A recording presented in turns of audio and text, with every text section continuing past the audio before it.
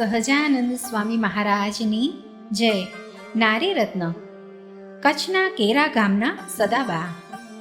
સ્વેચ્છાએ મહારાજના અક્ષરધામમાં જનારા ભક્તોમાંથી એક મોટા મુક્ત હતા કચ્છના કેરા ગામના સદાબા, જે શ્રીજી મહારાજના અનન્ય આશ્રિત હતા. તેઓ શ્રીહરિના પરમ એકાંતિક સ્ત્રી ભક્તોમાંના એક હતા. સદાબાના પતિ રાયબજી, જે કચ્છના કેરા ગામના દરબાર હોવાથી સદાબાનો પરિવાર તો રાજ પરિવાર હતો. રાજવી સુખ સગવડતાઓ ક્યારે પણ તેમના સત્સંગ સંબંધી ધર્મ નિયમના પાલનમાં તેઓને નડતરરૂપ બનતી ન હતી. પોતે ચુસ્તપણે યથાર્થ રીતે સત્સંગના નિયમોને જ અનુસરતા.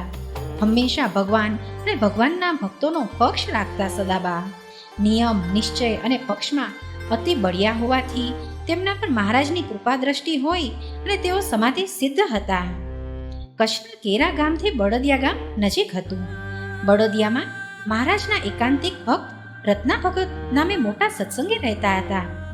તેમના કુસંગી કુટુંબીઓએ તેમને સત્સંગ છોડાવવા માટે તેમને ખૂબ પરેશાન કરવામાં કાંઈ બાકી નહોતું રાખ્યું.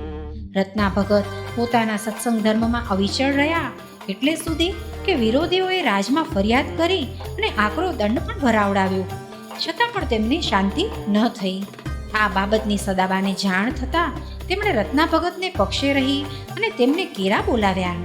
તેમની દુઃખની વિગત જાણી અને તેમનામાં નિર્માનીપણું તથા સત્સંગ પ્રત્યેની નિષ્ઠા અનુભવી અને તેમણે ભગતજીને શ્રીજી મહારાજની શિક્ષાપત્રીની આજ્ઞાની યાદ અપાવતા કહ્યું કે ભગત, જે ઠેકાણે પોતે રહેતા હોઈએ તે ઠેકાણે કોઈ કઠણ ભૂલો કાળ અથવા શત્રુ કે રાજા તેમના ઉપદ્રવે કરીને સર્વ ઠેકાણે જો પોતાની લાજ જતી હોય કે ધનનો નાશ થતો હોય કે પોતાના પ્રાણનો પણ જો નાશ થતો હોય અને જે તે પોતાના મૂળ ઘરાસનું તથા વતનનું પણ ગામ હોય ને તો પણ તેનો વિવેકી એવા અમારા સત્સંગી ગૃહસ્થ હોય તેમને તત્કાળ ત્યાગ કરી દેવો અને જ્યાં ઉપદ્રવ ન હોય તેવો જે બીજો દેશ તે પ્રત્યે જઈને સુખેથી રહેવું મહારાજની પણ આજ્ઞા છે.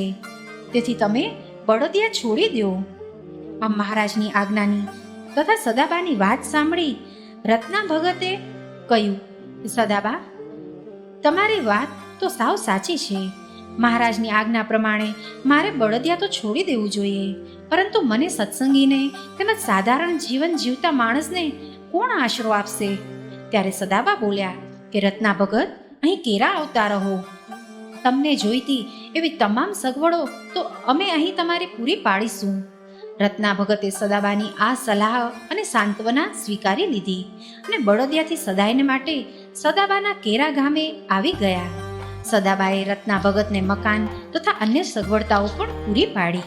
સદાબાનું જીવન સાદું, સરળ અને સાત્વિક તેમજ સંયમિત હતું.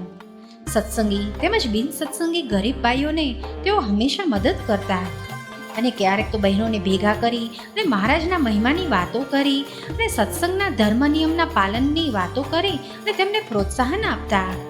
સૌને સદાચારના સરળ માર્ગે વાળવામાં તેઓ પ્રયત્નશીલ રહેતા. દરબારગઢમાં એક એકાંતમય જુદા ઓરડામાં માત્ર ભજન અને સત્સંગમાં તેઓ રચ્યા પચ્યા રહેતા. વૃદ્ધાવસ્થામાં તેમનો આંખોનો પ્રકાશ ચાલ્યો ગયો તો પણ પોતાની સર્વે દૈહિક ક્રિયાઓ પોતાની જાતે જ કરી લેતા. પૂજા, ધ્યાન વગેરેમાં તેઓ ક્યારેય પણ ચૂક ન કરતા. અને હા, ધામમાં જતા પહેલા જીવનના છેલ્લા 31 દિવસ તો તેઓ આંખો બંધ કરીને વૃત્તિઓને સંકેલી અને અંતર્મુખ બની ગયેલા અને ગાઢ નિંદ્રામાં સરી ગયેલા. બરાબર 32મા દિવસે તે જાગૃત સ્થિતિમાં આવ્યા અને તરત જ પોતાના પરિવારના તમામ સભ્યો તથા સત્સંગી બહેનોને બોલાવ્યા અને કહ્યું કે સૌએ લીપેલી જમીન પર મને બેસાડી દો. સદાબાની ઈચ્છા અનુસાર સદાબાને બેસાડવામાં આવ્યા. સદાબાએ ફરીથી ધૂન શરૂ કરાવી. ધૂન કરતા કરતા સદાબાનો ચહેરો તો ફૂલની માફક ખીલી ઉઠ્યો અને તેઓ બોલ્યા કે જુઓ, શ્રીજી મહારાજ લાડુબા સહિત મુક્તો મને ધામમાં તેડવા આવ્યા છે. અને સૌને જય સ્વામિનારાયણ આમ કહી અને સદાબા આંખ મીચી અને અક્ષરધામમાં પધાર્યા.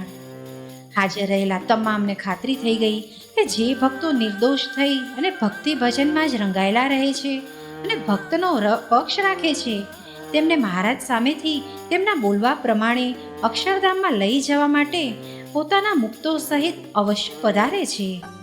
હે મહારાજ, અમને પણ સદાબા જેવું શાંત નિર્મળ જીવન જીવવાનું બળ આપજો.